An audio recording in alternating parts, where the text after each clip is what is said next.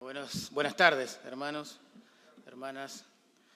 Qué privilegio hermoso que nos dio el Señor de poder compartir este aniversario, 23º, número 13, perdón, no 23, 30º, ahí está, aniversario. Parece mentira que haya pasado tanto tiempo desde que conocí aquella vez a Sergio y a Isaías, ¿no? Con las cosas que ha hecho el Señor. Nos gozamos en Él. Les traigo saludos de la iglesia de Carapachay, hermanos. Siempre oramos por ustedes, los llevamos en el corazón. La iglesia cristiana Pueblo de Dios es como una segunda familia, así lo tomamos con mi esposa.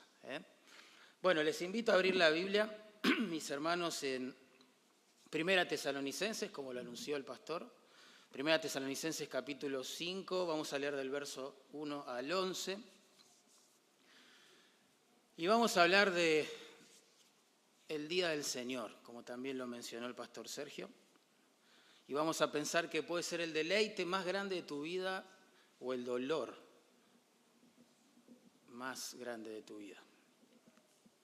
Miren, si hay algo que queda claro en las Escrituras, es que la segunda venida de Cristo, por un lado, trae juicio sobre este mundo incrédulo, y por otro lado trae un gozo tremendo a los creyentes. Y de eso justamente va a hablar Pablo en esta sección. La venida de Cristo, podemos decirlo así, hermanos, es como una moneda de dos caras, ¿no? Por un lado tenemos la cara del gozo para los creyentes, que la explicó claramente en el capítulo 4 de esta epístola, versículos 13 al 18, sobre todo en la expresión del verso 17, así estaremos siempre con el Señor. Ese es el deleite más grande que nos va a traer la venida de Cristo a los creyentes. Pero por otro lado tenemos la cara del juicio para los incrédulos. Capítulo 5, versículo 3, Pablo lo resume así. Dice, vendrá sobre ellos destrucción repentina. La venida de Cristo trae el deleite más grande para los creyentes, porque nos lleva a casa con Él, ¿verdad? Pero también trae el mayor de los juicios, el mayor de los dolores para este mundo incrédulo. Por eso pregunto y vuelvo a preguntar, el día del Señor, ¿será el deleite más grande en tu vida o el dolor más grande en tu vida? Cuando uno lee todo este pasaje, infiere que a través de Timoteo le hacen llegar a Pablo, estos hermanos, al menos dos preguntas. La primera que va a responder en los versículos 1 al 3 es, ¿cuándo será el día del Señor? ¿Cuándo será el día del Señor? Y la segunda que va a responder en los versículos 4 al 11 es, los creyentes, ¿tendremos que atravesar esos juicios, ¿sí?, que acompañan al día del Señor? Eso lo responde versículos 4 al 11. Y la respuesta de Pablo es bastante simple y quizás es la que resume todo lo que vamos a leer. Es que la esperanza de su venida, hermanos, no debe producir terror en los creyentes, sino una vida de santidad y de mutua edificación. Eso es lo que vamos a ver, en resumen. Que la expectativa de la venida del Señor no debe producir terror en los creyentes, sino una vida de santidad y de mutua edificación. De hecho, Pablo en el verso 11, fíjense al final de este párrafo, es claro, les dice que les escribe estas palabras para animarlos en la fe, no para aterrarlos en la fe. ¿Sí? Bueno, dicho esto, tenemos que examinar todos los principios teológicos que vemos aquí respecto a la venida del día del Señor. Pero antes vamos a orar una vez más. Señor, por favor, te rogamos que uses tu palabra. Señor amado, sé que nadie ama a la iglesia como vos. Diste tu vida por cada una de tus ovejas y confío que ahora las vas a pastorear, vas a obrar en sus corazones con tu palabra, vas con tu vara y tu callado infundirás aliento, traerás instrucción, amonestación, lo que sea necesario para que Cristo sea formado en nosotros. Así que pedimos esto confiados en el amor que tienes por tu pueblo, Señor. En el nombre de Jesús, amén. Bueno, en primer lugar vamos a ver versículos 1 al 3, la revelación del día del Señor. La revelación del día del Señor. Leemos, verso 1, pero acerca de los tiempos y de las ocasiones no tenéis necesidad, hermanos, de que yo os escriba. Pablo es la primera vez en realidad que va a hablar del día del Señor. Y el lenguaje, digamos, procede de la tradición profética del Antiguo Testamento. Así se conoce como el día de Jehová. ¿Se acuerdan? Voy a leer un solo texto que ilustra un poquito la idea del día del Señor en el Antiguo Testamento. Es Isaías 13:9. Dice, el día de Jehová viene terrible y de indignación y ardiente ira para raer de la tierra a sus pecadores. Tremendo. Más adelante dice, castigaré al mundo por su maldad y a los impíos por su iniquidad. El día de Jehová en el Antiguo Testamento se asocia con juicios, digamos, que Dios va a derramar sobre este mundo incrédulo, ¿sí? El día del Señor marca como una intervención definitiva, decisiva de Jehová en la historia, cuando Él castiga a los incrédulos, vindique a su pueblo que ha sido perseguido y establezca su reino, ¿sí? Pero aquí esto es lo que llama la atención en nuestro pasaje, que el día de Jehová del Antiguo Testamento se convierte en el día del Señor. Por todo el contexto entendemos que es el Señor Jesús, el día del Señor Jesús. Impresionante, esto es una prueba tremenda de la gloriosa deidad del Señor Jesucristo. Pero el día del Señor, podemos decirlo así, en el Nuevo Testamento es el aspecto del regreso de Cristo en el cual va a juzgar a sus enemigos para después establecer su reino. El lenguaje profético, el término día, como aquí, significa un periodo de tiempo, o describe un periodo del tiempo en el cual pasan un montón de cosas. Cristo se lleva a su pueblo a casa, luego derrama juicios sobre esta tierra, resucita a los incrédulos, los juzga y los condenará eternamente en el lago de fuego. Tremendo el día del Señor. Ahora, los tesalonicenses aquí tenían curiosidad por saber, bueno, ¿cuándo va a suceder esto? ¿Verdad? Y Pablo les responde, no tenéis necesidad, hermanos, de que os escriba. No porque esto no sea importante, no porque la escatología es tan confusa que nadie puede entender esto, no. No tienen necesidad de que les escriba porque él ya les había dicho, claramente les había enseñado, que el día del Señor iba a ser un evento inesperado para este mundo, así como un ladrón que visita una casa de noche, iba a ser un evento también a la vez inevitable para este mundo, como los dolores de parto para una mujer que está embarazada. Y eso es lo que vamos a ver en el verso 2, que será un evento inesperado, hermanos. Dice, acerca de los tiempos y de las ocasiones no tenéis necesidad de que os escriba, porque sabéis perfectamente que el día del Señor vendrá así como ladrón en la noche. Bueno, la metáfora del ladrón en la noche justamente explica la razón por la cual no tenemos que especular con fechas. ¿Por qué? Porque, bueno, implica que el juicio del Señor vendrá a la hora que nadie se imagina, que nadie lo está esperando, así como un ladrón viene a robar una casa, ¿sí? Así lo explicó el Señor en Mateo 24:43. Dice, si el padre de familia supiese a qué hora el ladrón habría de venir, velaría y no dejaría minar su casa. Por tanto, acá viene la lección, también vosotros estad preparados, porque el Hijo del Hombre vendrá a la hora que no pensáis. A la hora que no pensáis. El ladrón no avisa, obviamente, cuando va a visitar una vivienda. Se sirve del factor sorpresa justamente para poder robar. Nadie lo espera. Así será la venida del día del Señor. Será algo inesperado, hermanos. Y guarda, no porque el Señor no haya hablado o advertido en su palabra acerca de esto. Va a ser un día inesperado para este mundo, porque a este mundo no le importa lo que Dios dice en su palabra. No le interesa. O no lo cree. No lo escucha. No escucha ninguna de las advertencias. El Señor nos explicó que justamente este día, su venida, va a ser como lo que sucedió en los días de Noé. Por años este hombre estuvo advirtiéndole a la gente que el diluvio iba a venir, por años largos. La gente se burló de él o lo ignoró. Y en el momento en que menos lo esperaban, comenzó a llover. Y el resto es historia. Así será con la venida en juicio del Señor sobre este mundo incrédulo, hermanos. A pesar de las advertencias de la Biblia, que son muchas, nadie lo va a estar esperando. Nadie lo va a estar esperando.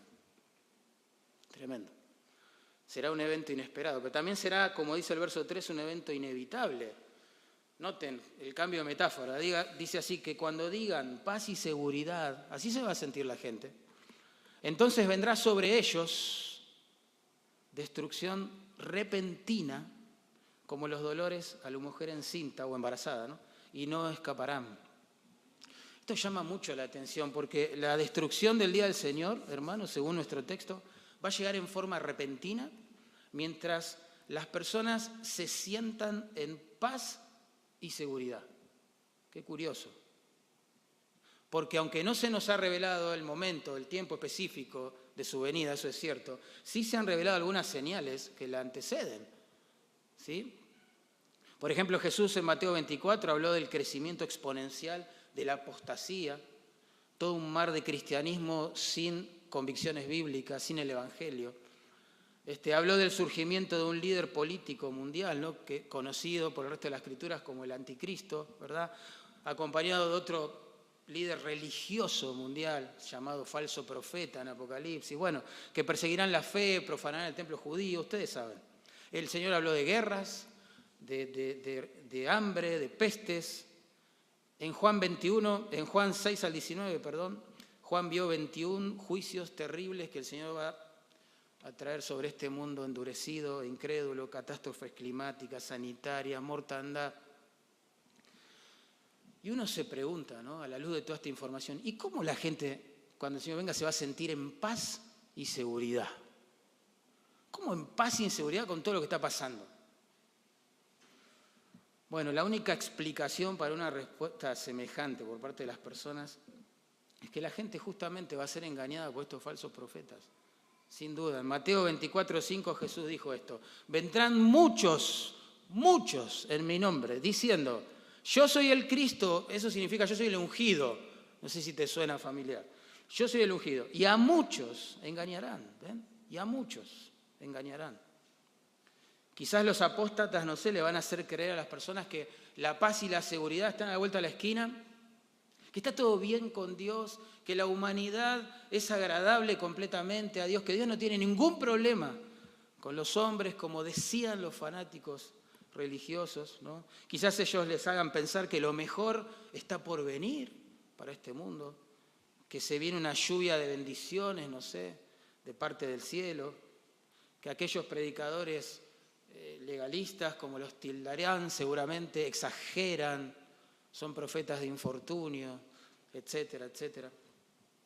Lo cierto es que la gente va a vivir con un falso sentido, dice el texto, de paz y seguridad, y esa es porque no les importa, no creen, endurecen su corazón ante todas las señales y advertencias que las Escrituras hacen al respecto. Hermanos, pero ese día va a llegar y Cristo va a venir y Él va a derramar su ira y ya será tarde. Será tarde. Cuando digan paz y seguridad, dice nuestro texto, entonces vendrá sobre ellos destrucción repentina como los dolores a la mujer encinta. Interesante, la metáfora acá de los dolores de la mujer embarazada es muy apropiada. ¿Por qué? Porque nos enseña que así como los dolores de parto, ¿sí?, para una mujer embarazada en algún momento van a ser inevitables, ¿sí?, de la misma manera la venida de Cristo en juicio para hacer justicia es inevitable. Es inevitable. Es como que la metáfora nos hace pensar que este mundo está embarazado de pecado y está engendrando juicio y juicio, un día a la vez y cada día. Hermanos, es inevitable. Pronto va a dar a luz el día del Señor y Él hará justicia. Y uno se pregunta, ¿pero habrá alguna oportunidad, digamos, para esas personas?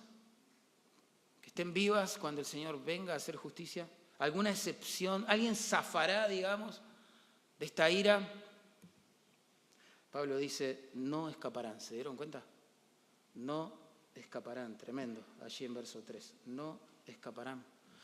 El texto hasta sugiere que intentarán escaparse del Señor, evitarlo, pero no escaparán. No importa cómo se sienta la gente en ese momento, si se sienta, no sé, que somos una raza que está evolucionando, que cada vez somos mejores, que estamos más unidos, ¿verdad? Que somos más prósperos, no sé, que estamos ahora unidos por el fútbol y una pasión, no sé, que todo va mejorando con el tiempo, no importa cómo nos sintamos, no escaparán, dice el texto. Aquellos que rechazaron por años tal vez su gracia, su amor en su primera venida, van a experimentar su ira en la segunda. Allí Juan en Apocalipsis 6, hermanos, capítulo 6, verso 15 al 7, nos pinta un cuadro, digamos, de cuál va a ser la reacción de la gente de este mundo cuando vean venir en los cielos al Señor Jesucristo para hacer justicia. Dice así, se escondieron en las cuevas y entre las peñas de los montes y decían a los montes y a las peñas, caed sobre nosotros y escondednos de la presencia del que está sentado en el trono y de la ira del Cordero, porque ha llegado el gran día de su ira. Tremendo, la ira del Cordero, se dan cuenta, ¿no? Aquel mismo Cordero que enmudeció su boca y fue llevado al matadero para rescatar a su pueblo, ¿verdad? De sus pecados. Ese mismo Cordero ahora regresa en ira y para hacer justicia. Imaginen ese momento. La gente va a clamar, va a decir, no, que nos cubran las peñas. No podemos ni mirar a los ojos aquel a que hemos rechazado por años. Imaginen aquellos que vivieron, no sé, en una especie de proselitismo ateo, ¿no? Convenciendo a los jóvenes en las universidades de que Dios no existe o que no es relevante o que no se lo puede conocer, si es que existe. Imaginen aquellos que se burlaban de la persona del Señor Jesucristo, ¿no? De su pueblo, de su palabra, de sus proezas, de su iglesia, etc. Y esto me aterra pensarlo. Imaginen aquellos que estuvieron domingo tras domingo tras domingo en una iglesia escuchando el Evangelio y rechazándolo en su corazón. Que decidieron amar más sus pecados que convertirse por la fe al Señor Jesucristo. Imagínense ese momento. Y todo esto va a pasar en un contexto donde la gente va a sentir que lo mejor está por venir. Asombroso. Esto me hace acordar a la película Lo Imposible, quizás alguien la haya visto. Es la historia de una familia española que decidió vacacionar en Tailandia y que fue sorprendida por un tsunami terrible que aventó una ola de 7 metros, imagínense eso, 7 metros, sobre el hotel donde estaban hospedados, ¿no? Arrastrando y llevándose todo.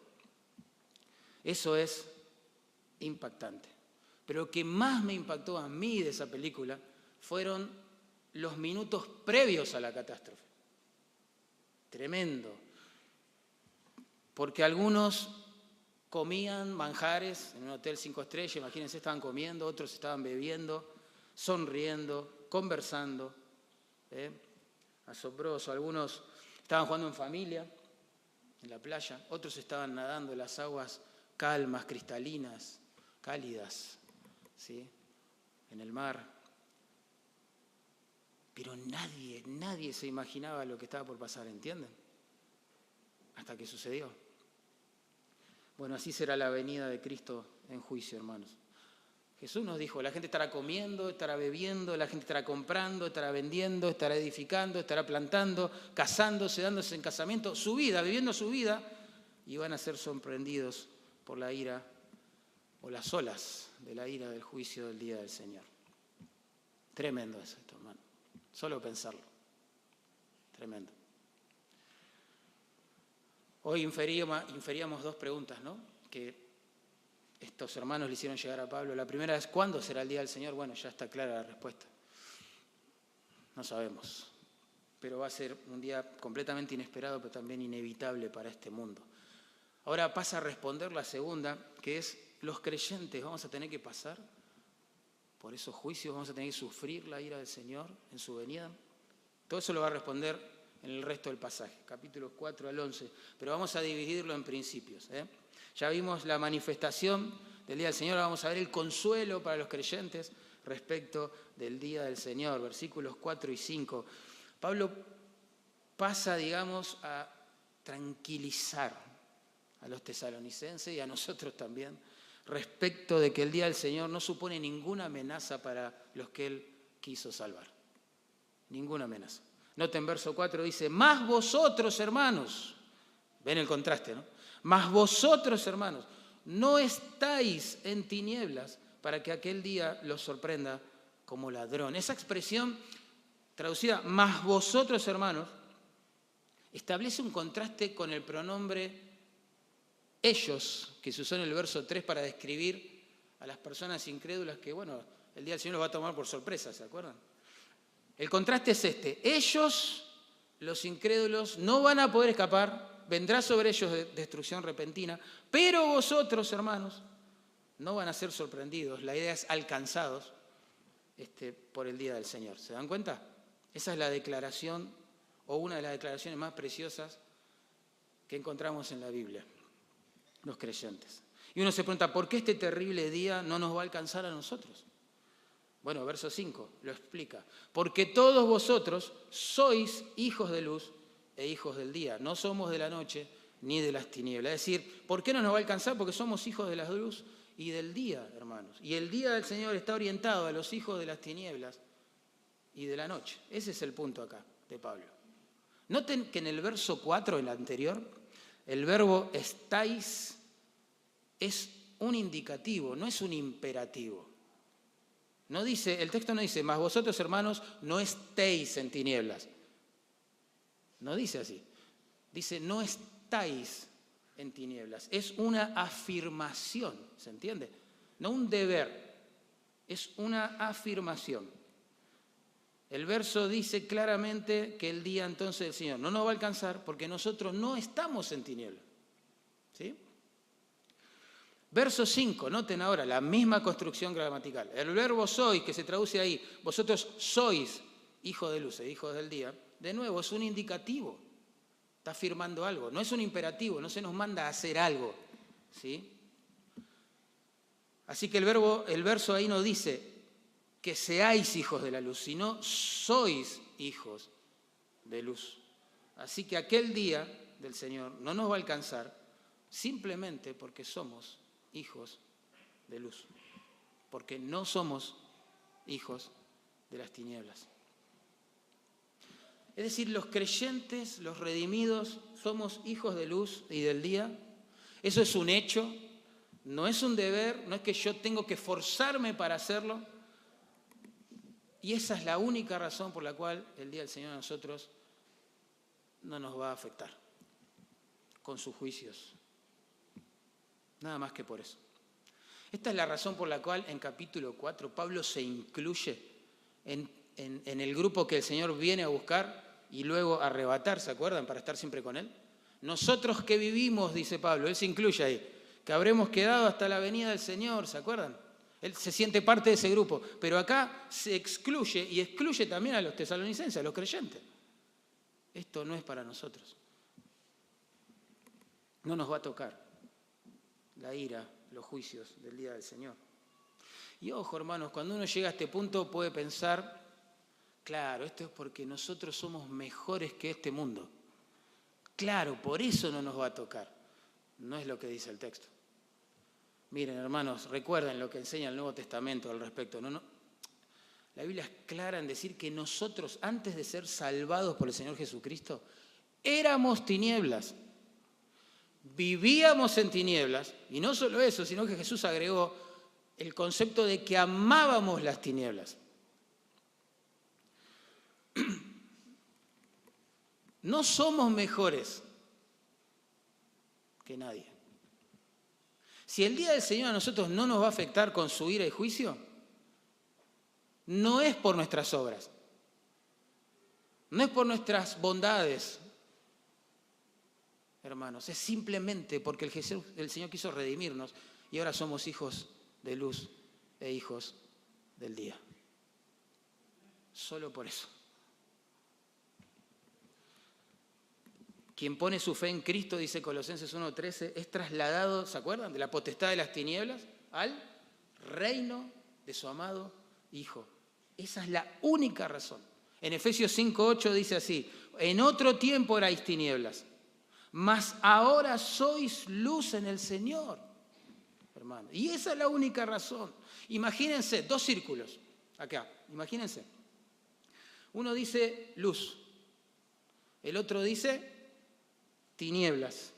Nosotros estábamos metidos dentro de este círculo. Nos encantaba vivir en tinieblas. Ahí estábamos, en el lugar donde el juicio de Dios va a caer. Pero cuando la gracia nos guió a la fe y al arrepentimiento, fuimos sacados de ese círculo y puestos en este otro que dice hijos de luz, donde no llega el juicio, solo llega la misericordia.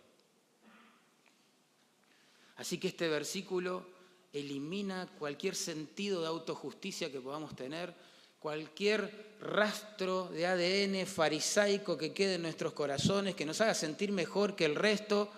No, mis hermanos, si la venida de Cristo va a ser nuestro mayor deleite y no nuestro dolor más grande, es por la gracia de Dios, no por nuestras obras. Y eso nos trae mucho consuelo. Hemos visto la manifestación del Día del Señor, el consuelo para los creyentes respecto del Día del Señor. Ahora veamos la respuesta adecuada al Día del Señor. Verso 6. Cuando uno se entera de esto, wow, gracias Señor, me sacaste del lugar donde vas a derramar ira, me pusiste en el lugar donde hay misericordia, ahora soy un hijo de luz, qué bueno. Bueno, ¿cuál debería ser nuestra respuesta, hermanos? Verso 6. Por tanto, ¿ven?, ya que los juicios terribles del Señor no nos van a alcanzar, no durmamos, ahí está, como los demás. Ahora sí hay una responsabilidad. No durmamos como los demás, sino velemos y seamos sobrios. Si Él nos libró del juicio solo por misericordia, solo porque quiso hacerlo, nosotros deberíamos vivir totalmente entregados para su causa, su reino y su gloria, hermano. Deberíamos vivir lejos del pecado, cerca de Él, en santidad, en pureza. Esa es la actitud, hermano, de alguien que entiende que merece juicio y recibe misericordia. Por eso dice no durmamos. El verbo que ahí se traduce no durmamos se usa, por supuesto, en sentido figurado para describir una actitud de indiferencia espiritual, como la que tiene este mundo, ¿no? Por eso, a modo de contraste, se nos dice velemos. La idea es estemos despiertos, alertas, ¿no? Y el verbo que se agrega ahí, seamos sobrios, significa literalmente no ebrios, es decir, sin ser nuestras mentes alteradas por el vino, literalmente, y allí la idea de practicar el dominio propio, ¿no? No pequemos, eso es lo que quiere decir en resumen, no te duermas. Por favor, el Señor viene pronto. No vivas como si todavía estuvieras en este círculo, ¿se acuerdan? Es aquel viejo mundo de muerte y de tinieblas. No, el Señor ya te sacó de ahí. No vuelvas. No vuelvas a buscar nada ahí. Sos un hijo de luz. Sos un hijo de luz. Tenés que vivir de acuerdo a lo que sos en Cristo, ¿no? Y este texto ya nos hace pensar que aunque somos hijos del día, por momentos podemos llegar a vivir como si todavía fuésemos hijos de la noche. Increíble, qué triste. Y aunque somos hijos de la luz, por momentos podemos vivir como si fuésemos o estuviésemos todavía en tinieblas. Qué triste cuando hacemos eso, los creyentes. Por eso en Romanos 13, 12 al 14, Pablo a los creyentes los exhorta diciendo: desechemos pues las obras de las tinieblas y vistámonos las armas de la luz. Andemos como de día, honestamente, no en glotonerías y borracheras, no en lujurias y lascivias, no en contiendas y envidia. ¿Ven el impacto de saberse por misericordia un hijo de luz? Vos imaginate, el Señor puede venir en cualquier momento, puede venir hoy Y acá se corta el aniversario. Bueno, la pregunta que surge leyendo este texto es, bueno, ¿cómo nos encontraría? Claramente. ¿Cómo nos encontraría? Hoy mismo. Tremendo. La idea como que Pablo quiere sembrar en nuestros corazones es, si el santo, santo, santo Señor Jesucristo puede venir en cualquier momento y para nosotros los creyentes su regreso va a ser el mayor deleite, bueno, entonces debemos prepararnos para recibirlo de una manera, de una forma digna de Él, hermanos. ¿No? Verso 7 dice, porque los que duermen, de noche duermen, y los que se embriagan, de noche se embriagan. Claro, los hijos de la noche, digamos, de las tinieblas, para seguir la metáfora acá, viven así, obvio. Y así vivíamos nosotros también. Así éramos nosotros hasta que el Señor nos salvó. Noten, las dos imágenes de la noche ahí que caracterizan la vida de los incrédulos son, una, el sueño, dos, la embriaguez, ¿no? Sueño, la embriaguez. El sueño representa la indiferencia espiritual, pasiva, digamos, ante las cosas del Señor. La ebriedad representa la práctica activa del pecado, la falta de dominio propio, la entrega, etcétera, al pecado. Y la gente del mundo es así, no vive en santidad. Tampoco espera la segunda venida del Señor. Es completamente indiferente a las advertencias que hace las Escrituras al respecto, porque su mente es como que está intoxicada, ¿se entiende? Intoxicada por las filosofías de este mundo que nos hacen pensar, insisto, que o que Dios no existe, o que no se lo puede conocer, o que es completamente irrelevante para la vida del ser humano. Por eso la gente es indiferente al Señor, a su cruz, a su gloria, a su palabra. No le importa su reino, no le importa la salvación de su alma, su venida, nada. Y por ende se entregan al pecado, hermanos. Y así como una persona intoxicada con alcohol no puede manejar porque es un peligro, no puede trabajar bien porque es un peligro, no puede relacionarse bien con las personas, ni siquiera con las personas con las cuales convive. El creyente intoxicado con las ideas de este mundo, enamorado de las luces que prende este mundo, totalmente desenfocado, ¿sí?, por las novedades de este mundo, tampoco puede honrar a Dios y servir a los demás. Por eso en el verso 8 se establece un contraste, ¿no? Está bien, el mundo vive así, nosotros vivimos así también. Piensen, antes de que el Señor nos salvara, ¿te importaba su venida? ¿Qué me importa? ¿Cómo qué? ¿Va a venir Jesús? Es una locura para nosotros todo eso. Advertencias, señales. ¿Qué advertencias? ¿Qué señales? No nos importaba. Pero ahora que somos hijos de luz, noten, verso 8, nosotros que somos del día, seamos sobrios. ¿Ven el énfasis? De nuevo, seamos sobrios, habiéndonos vestido con la coraza de fe y amor y con la esperanza de salvación como yelmo. Hermanos, perseveremos en la comunión con el Señor, un día a la vez, lejos del pecado, cerca del Señor. Ese es el punto. La coraza que se menciona ahí protegía el pecho, ¿no?, los hombros, es decir, los órganos vitales de un soldado. Era como una especie de chaleco antibala, digamos, ¿no?, de nuestros días. Así que Pablo lo que dice es que, bueno, una forma de prepararnos su venida entonces es confiando, la fe, ¿no?, confiando en el poder, las promesas, los propósitos del Señor. Claro que sí. Aprender a caminar por fe, a vivir por fe, a esperar en fe. Otra forma de prepararnos entonces para su venida, sin duda, es creciendo en el amor, fructificando el amor que el Espíritu derramó en nuestros corazones, buenísimo. Hoy el hermano mencionó que el gran mandamiento es amar a Dios y al prójimo. De eso consiste la nueva vida que se nos regaló. Pero quizás el énfasis acá está en el yelmo, ¿no? Como que otra forma de prepararnos para su venida, hermanos, es usando el yelmo o el casco, ¿no?, de soldado, de la esperanza de la salvación. Dice, el yelmo de la esperanza de la salvación. Qué interesante, porque lo único que puede proteger nuestra cabeza, hermanos, del temor al desagrado de Dios, del temor al juicio de Dios, de la preocupación por el infierno, imagínense, o por la culpa, no sé, la frustración que a veces sentimos los creyentes con nuestra nuestro proceso de santificación. Lo único que puede proteger nuestra cabeza de todo ese tipo de males, digamos, espirituales,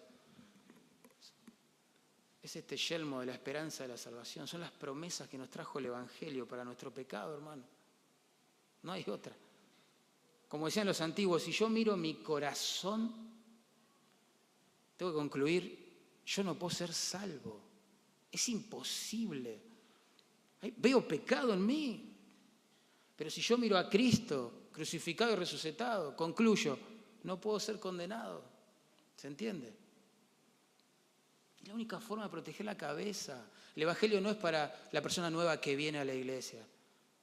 Es para todos nosotros, todos los días, hermanos.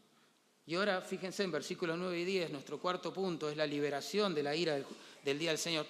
Ahí Pablo va a empezar a explicar un poquito, bueno, qué implica y cómo llegó a ser parte de nosotros este yelmo, ¿no? Esta esperanza de salvación. Noten verso 9. Porque no nos ha puesto Dios para ira. ¡Qué lindo! No nos ha puesto Dios para ira, hermano. Sobre ellos, ¿se acuerdan? Verso 3, vendrá destrucción repentina. Pero a nosotros, que no somos mejores, no nos ha puesto Dios para ira, sino para alcanzar salvación por medio de nuestro Señor Jesucristo. El destino para el cual el pueblo de Dios no está reservado se expresa en términos de ira, ¿se dieron cuenta? O castigo judicial es la idea. Es una referencia, sin duda, apunta directamente al día del juicio final. De modo que seremos librados de la ira del día del Señor y del juicio final. Por eso en Romanos 2:5 Pablo explica que el día de la ira, miren qué lindo, tremendo, es el día de la revelación del justo juicio de Dios, en el cual, el verso siguiente, Dios pagará a cada uno conforme a sus obras. ¿Ven? Terrible día de juicio final, que hoy mencionó también el hermano que predicó el Evangelio. Terrible. Al rechazar la gracia, el pecador va a ser juzgado por obras. Imagínense, desesperante. Porque por las obras de la ley ningún ser humano va a ser justificado. Desesperante. Pero acá el texto dice, no te puso Dios para ira, ni para juicio, ni para condenación. Asombroso. Ahora, cuando pensamos en la ira de Dios, tenemos que pensar en términos judiciales, ¿sí?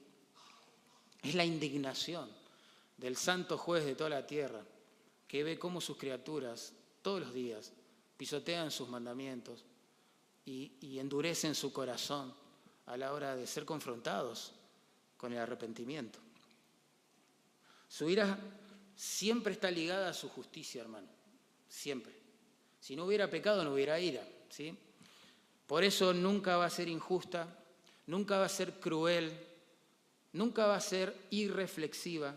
Dios siempre le va a dar al hombre lo que merece y en la proporción en la que lo merece, ¿sí? Piensen en esto, un juez contemporáneo que condena a cadena perpetua, digamos, a un asesino. No es un hombre cruel. Es un hombre que está haciendo valer la justicia.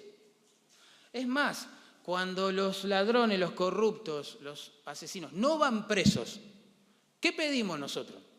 Que se haga justicia. Sin embargo, cuando nos enteramos por las Escrituras que Dios va a hacer justicia y va a condenar a los que hemos quebrantado sus leyes, una y otra vez decimos, ¿cómo puede ser que un Dios de amor condene a las personas? Porque es un Dios de amor y es un Dios justo. Si Él no condenara a los culpables, sería un Dios injusto, un compinche de nuestros pecados.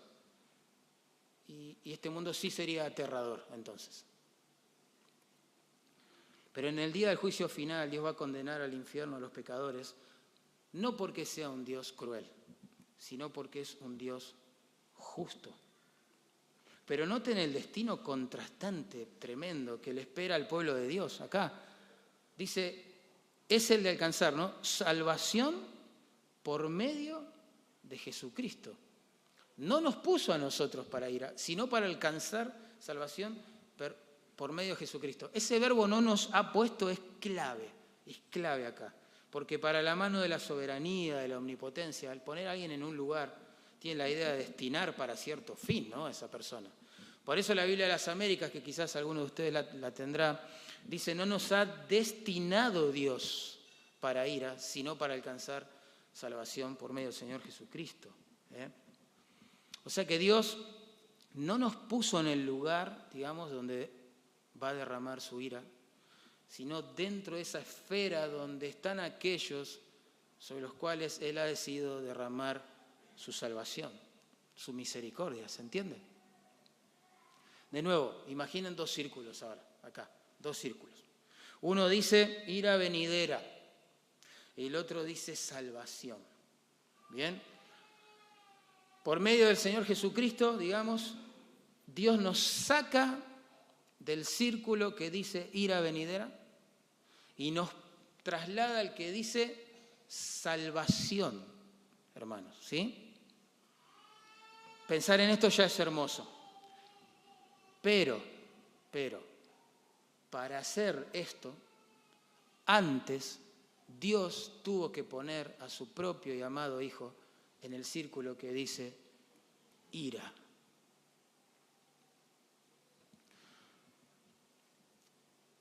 En capítulo 1, verso 10 de esta carta dice que los creyentes esperamos a su Hijo, al cual resucitó de los muertos, a Jesús, y aclara, quien nos libra de la ira venidera. ¿Y saben por qué el Señor puede librarnos de la ira venidera, como dice el verso 9? Porque antes Él decidió morir por nosotros, como dice el verso 10. Noten, quien murió por nosotros, ¿ven? Por eso les digo que para sacarnos de la ira y llevarnos a la esfera de la salvación, antes Dios colocó a su Hijo en la esfera de la ira. Impresionante. Porque Cristo, hermanos, piensen, siendo puro, santo, sin mancha, Dios con nosotros, Dios en carne, Dios humanado, ¿verdad? El Hijo que siempre agradó al Padre, aquel en el único, ¿no? El que en el Padre tiene complacencia, el que siempre hizo su voluntad y le agradó hacerla, fue tratado en la cruz como si fuera el peor de los pecadores. Fue castigado con ira, como si hubiese cometido los pecados de su pueblo, ¿se entiende? Él fue nuestro sustituto. Eso significa que Él ocupó nuestro lugar, nos reemplazó.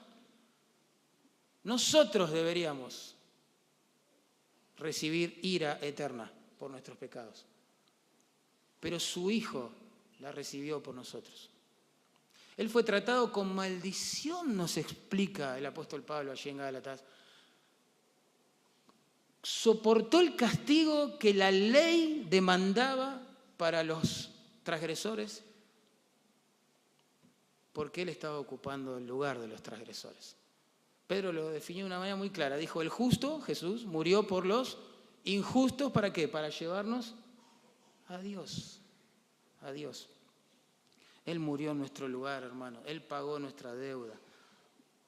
Y al tercer día, como lo decían las profecías del Antiguo Testamento, lo dice la tumba vacía hasta el día de hoy, Él ha resucitado de entre los muertos, hermanos. Y está vivo y está gobernando el universo a la diestra del Padre y prometió volver, como claramente lo estamos viendo hoy en las Escrituras, prometió volver y ejecutar su juicio, pero antes en su misericordia, en su gracia, en su compasión, está llamando a todos los hombres, todas las personas, en todo lugar y aquí también, que se arrepientan de sus pecados y que se conviertan por la fe en seguidores del Señor Jesucristo y se coloquen bajo su autoridad y hagan de Él su mayor tesoro. Porque este día va a llegar y va a ser el dolor irreparable y más grande para el que endurezca su corazón. Pero para los creyentes va a ser el día más glorioso. Miren lo que dice acá. El texto, ahí el versículo 10, impresionante, dice, quien murió por nosotros, para que ya sea que velemos o que durmamos, tomando todo el contexto y lo que venía desarrollando en el capítulo 4, esto significa ya sea que estemos vivos o muertos cuando Él venga, ¿sí? No importa si es por resurrección, si es por transformación, no importa, estamos vivos, estamos muertos en el regreso de su venida, para que velemos o durmamos, dice el texto, vivamos juntamente con Él. Vivamos juntamente con Él. ¿Se dan cuenta? Ese es el propósito de la muerte de Cristo y de su resurrección. Que estemos eternamente juntos alrededor de su gloria. ¿Sí? Impresionante. El arrebatamiento de la iglesia que explicó en capítulo 4, verso 13 al 18, hermanos, tiene el fin de que estemos siempre con el Señor. Rapto es reunión, digo yo, ¿no? En la Biblia. Es, voy a preparar lugar para vosotros, ¿no? Y qué preciosa reunión será aquella. Cristo murió y resucitó para que estemos para siempre con Él. Piensen, parte del atractivo, sin duda, de aquella reunión, hermanos, será encontrarnos con los que han muerto ya en el Señor, ¿no? Imagínense, con los hermanos que ya han partido, como decimos nosotros, que se nos adelantaron. ¿Qué culto de adoración tan particular va a ser aquel, ¿no? Imagínense el reencuentro, piensen un segundo en eso, ¿no? Volveremos quizás a cantar al Señor con aquellos que tuvimos al lado, no sé, padres, no sé, esposos, cónyuges, en algunos casos hasta hijos, ¿no? Que se han perdido en el Señor. Qué momento tan maravilloso va a ser ese. Vamos a volver a cantar, no sé, y a servir al Señor con Sproul, no sé, con John MacArthur, con Moisés, no sé, va a ser una cosa impresionante. No lo podemos dimensionar, pero la familia de Dios va a estar toda reunida alrededor de su gloria. Y eso le da una esperanza a nuestro dolor, hermanos, que no tiene precio, no tiene precio. Yo, para ilustrarlo nada más, un ejemplo. Imagínate que tu hijo te dice, me voy a ir a Italia a vivir 5 años, voy a estudiar X carrera. 5 años sin ver a tu hijo, eso te va a entristecer, pero vos no lo vas a velar por eso, porque sabés que lo vas a volver a ver. ¿Sí?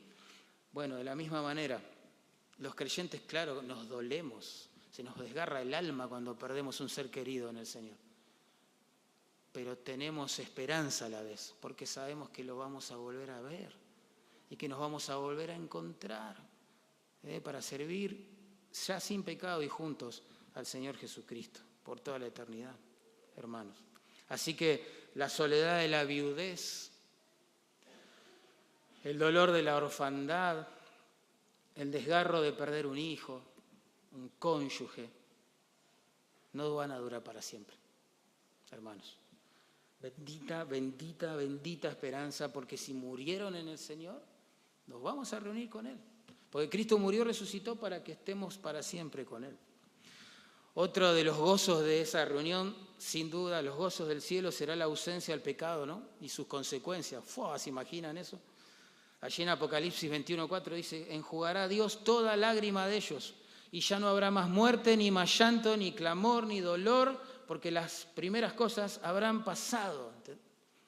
El Señor enjugará toda lágrima porque las realidades que las causaban en este mundo caído y corrompido ya no van a existir. Hoy lloramos por un montón de cosas. Lloramos, no sé, por el dolor provocado por la muerte de un ser querido, el dolor que nos provoca el pecado, ver los efectos devastadores del pecado en nuestra propia vida o en la vida de otros. Hoy lloramos porque seres que amamos se enferman de gravedad, en modo terminal. Hoy lloramos por las injusticias, por el hambre, por las desigualdades, porque este mundo está todo roto, hermano, todo roto. Y nos afecta a los creyentes. Y gemimos, como dice Pablo, esperando ese día en que Él venga y ponga todo en orden, como cantábamos hace unos minutos. Ya no tendremos que ver el dolor de la enfermedad, el clamor de los que sufren, las muertes de los que amamos. No lucharemos más con el pecado, hermano, pensá eso. Qué bendición, 100% bien motivados por toda la eternidad, qué lindo, wow. Ni los pecados del corazón ya van a ser parte de nuestra experiencia. Qué preciosa comunión ininterrumpida, maravillosa con el Señor será aquella. Pero el atractivo más grande, sin duda, de esa reunión, en palabras de Pablo aquí, es que vamos a vivir juntamente con Él, hermanos. El gran deleite del cielo, el impacto más grande del cielo, no son las calles de oro, ustedes saben, el mar de cristal, las puestas de perla, todo eso será un impacto por momentos, pero el gran y eterno impacto del cielo va a ser la presencia de Dios con nosotros. En Apocalipsis 21:3 dice, aquí el tabernáculo de Dios o la morada de Dios con los hombres. Así se la describe a la ciudad celestial. He aquí el tabernáculo de Dios con los hombres. Y Él, es decir, Dios, morará con ellos. Y ellos serán su pueblo. Y Dios mismo estará con ellos como su Dios. El énfasis es notable ahí. Dios con su pueblo. Dios con su pueblo.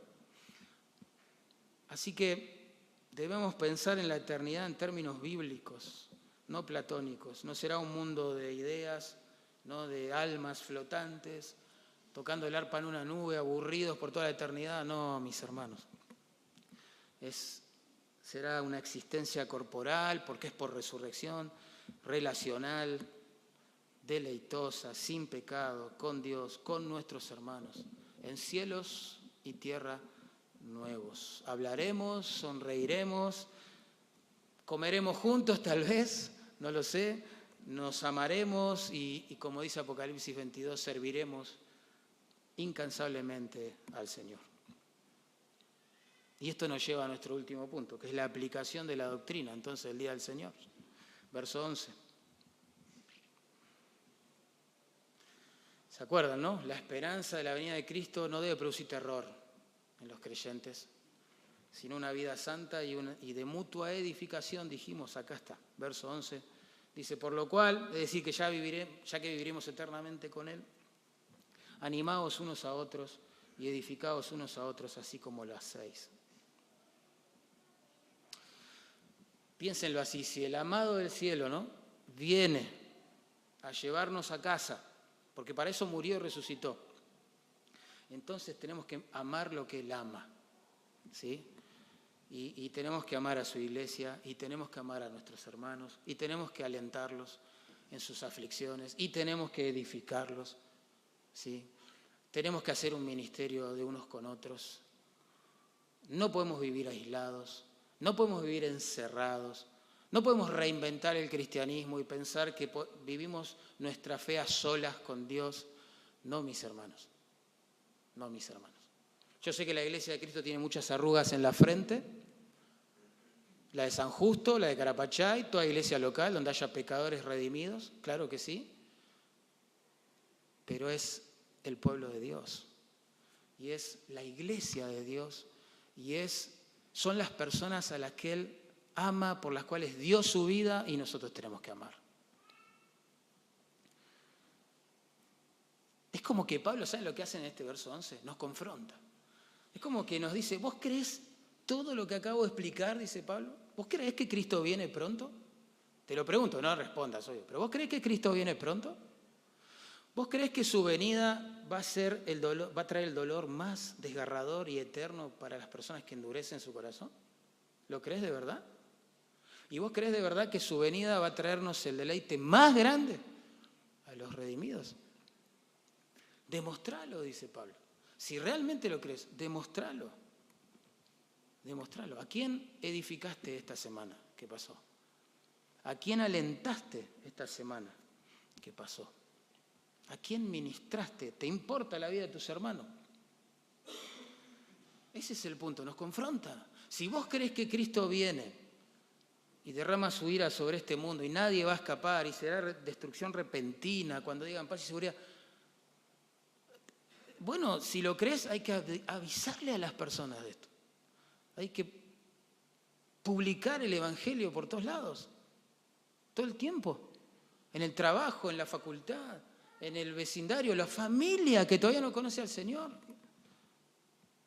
Amigos,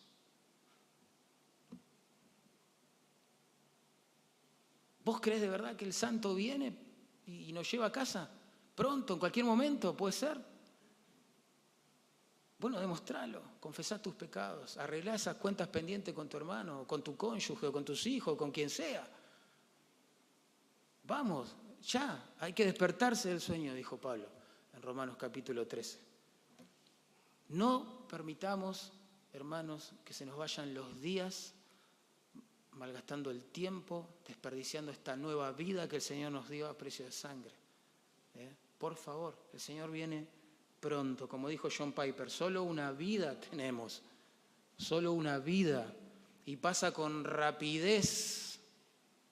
Solo lo que hayamos hecho para el Señor es lo que permanecerá.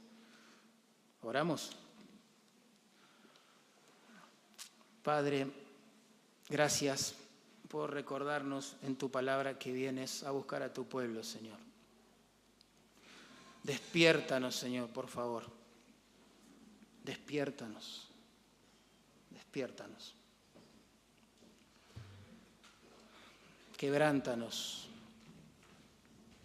Ayúdanos a examinarnos cómo estamos viviendo a la luz de tu venida, por favor, a mis hermanos y a mí. Evítanos, por amor, a través de tu Espíritu, la tragedia que han cometido tantos creyentes, de llegar a sus días finales, Señor, mirar para atrás sus vidas y decir, ¿cómo perdí el tiempo? ¿Cómo malgasté esta nueva vida que el Señor me ha dado? Por favor, Dios, despiértanos, despiértanos. Ayúdanos a avisarle a este mundo, aunque no quiera escuchar, que tú vienes pronto, que las señales se potencian, se multiplican, parece que estamos en estos últimos días. Ayúdanos a predicarles el Evangelio, ayúdanos a confiar en tu soberanía, ayúdanos a vivir lejos del pecado, ayúdanos a amarnos unos a otros. Te lo pedimos en el nombre de Jesús. Amén.